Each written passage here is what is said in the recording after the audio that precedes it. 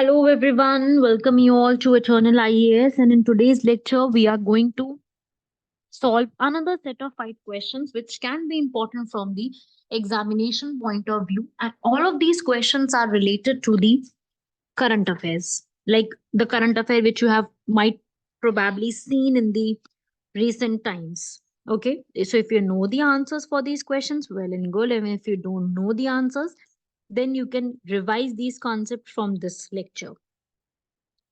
Let us now see question number 1 here.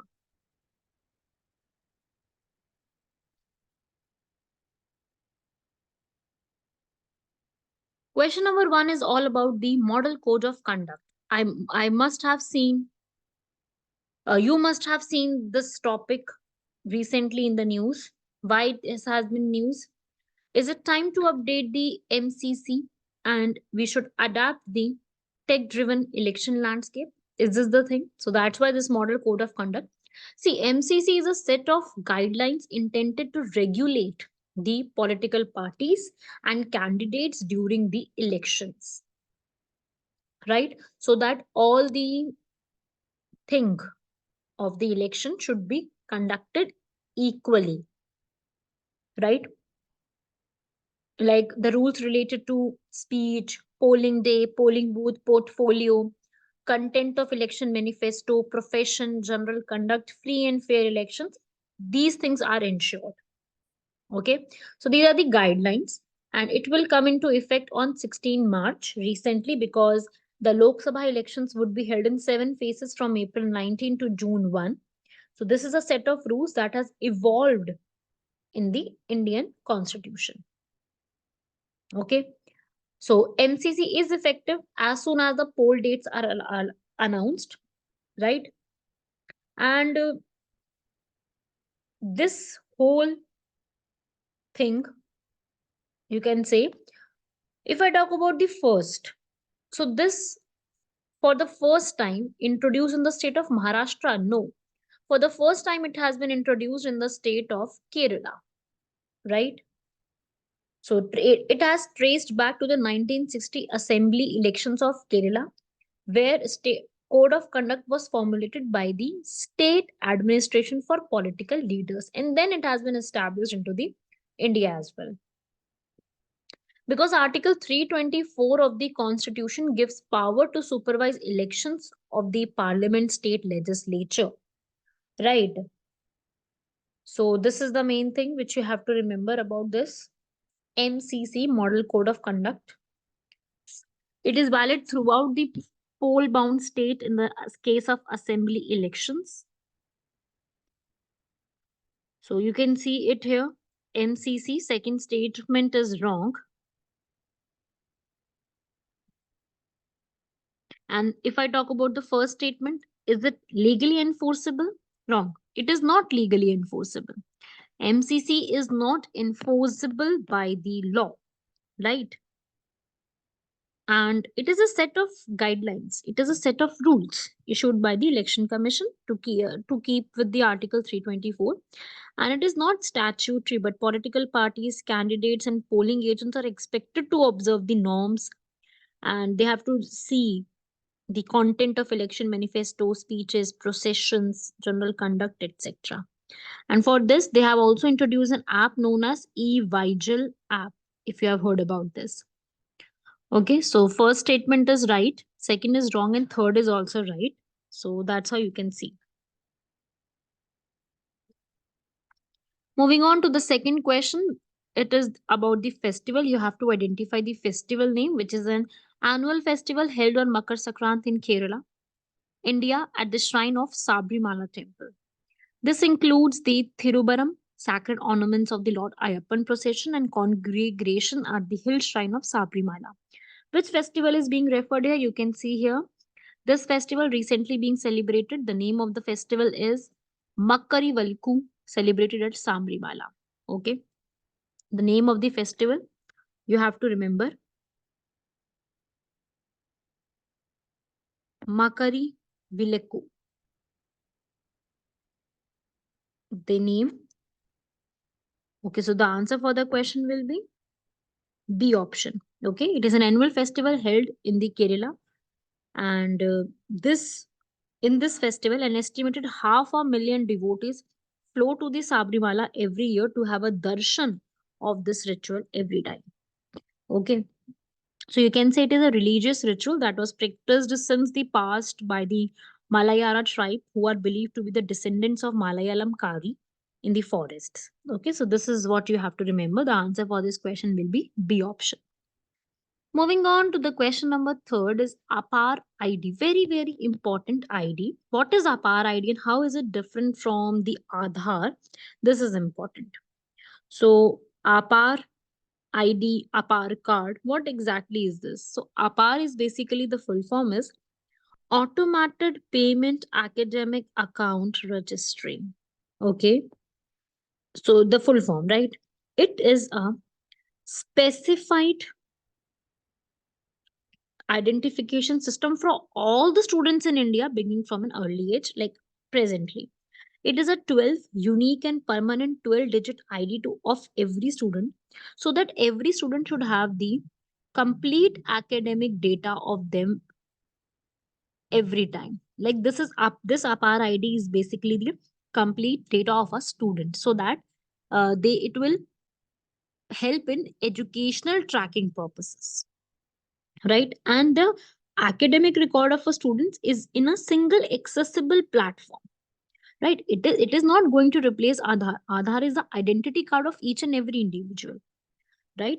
And registration for an APAR ID is voluntary, not mandatory, so that we can streamline and enhance the academic experience for the students. Okay, and we can see that how the education of the student is being tracked, efficiency is being there, smooth transfer of the data of a student. But yes, there are privacy concerns also, and there is a digital divide also.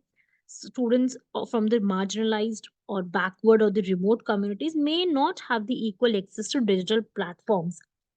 But yes, the others can do that, and it is a flagship initiative of the Ministry of Education. Okay, so this is, you have to remember. So first quest statement is totally right, second is also right, and third is wrong because it is voluntary, not mandatory.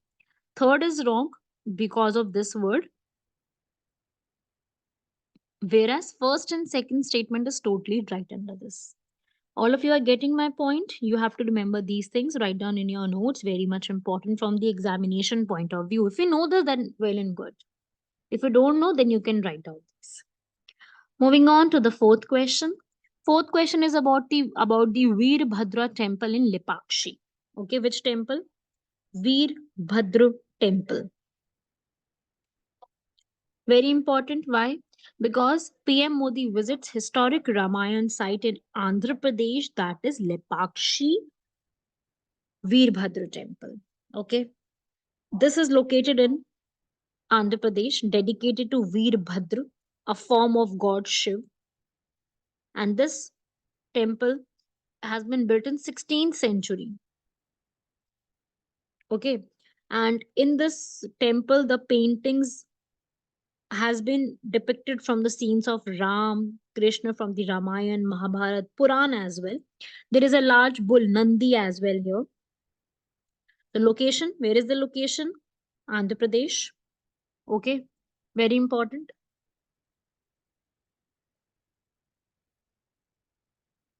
Second, who has built this? This temple was built by Virupana Nayaka and Virana. Both were the governors under the Vijayanagar Empire. Right? Important question. Second, this temple is of the Vijayanagar architectural style. Okay. And this temple is having different kinds of, like you can say, pillars, walls of divine beings, saints, musicians, dancers, Ganga, Yamuna, you can see here, as well as the 14 avatars of Shiv, you can also see here. And if they say third, second statement, it is a UNESCO World Heritage Site, this is wrong. This is not a UNESCO World Heritage Site. Okay, very important fact because you will find the question from this. And Only this temple bears witness to only surviving fresco paintings. Wrong. Not only. There are other as well. So third statement is also wrong. Yeah. First statement is right. It is known for the hanging pillar that does not touch the ground, which is right. Hanging pillar is in Veerbhadra Swami temple, Lepakshi. First statement is totally right. And what is the mystery behind this hanging pillar at Lepakshi in Andhra Pradesh? It is a still in mystery. Okay, so first statement is right. Only one is right. Other two are wrong. Moving on to the last question. Amrit Dharohar scheme, because Ministry of Tourism has conducted a training in Bhitarkanika National Park under Amrit Dharohar capacity building program. So let us see about the Amrit Dharohar scheme, why this is important for us, Amrit Dharohar. So Amrit Dharohar capacity building scheme has recently been started, and the main objective of this scheme is to convert ecologically fragile wetlands dedicated Ramsar sites into a sustainable tourist attraction so that people can have the jobs and livelihood can be generated. And it has been launched in the 2023-24 budget. The main objective is to conserve the value of Ramsar sites, create the employment opportunities, support the local livelihoods, right? So it is being implemented through the ministries, different ministries and everything.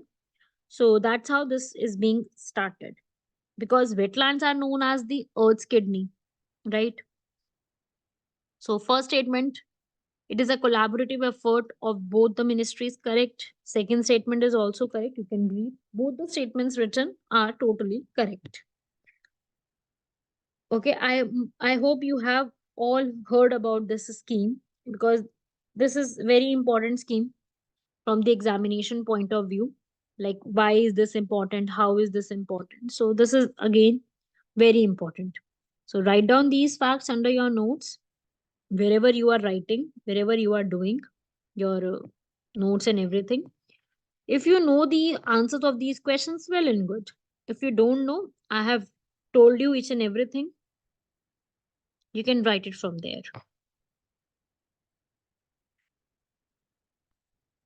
Okay, then. Meet you all in the next lecture with another set or another things. Till then, take care. Jai Hind.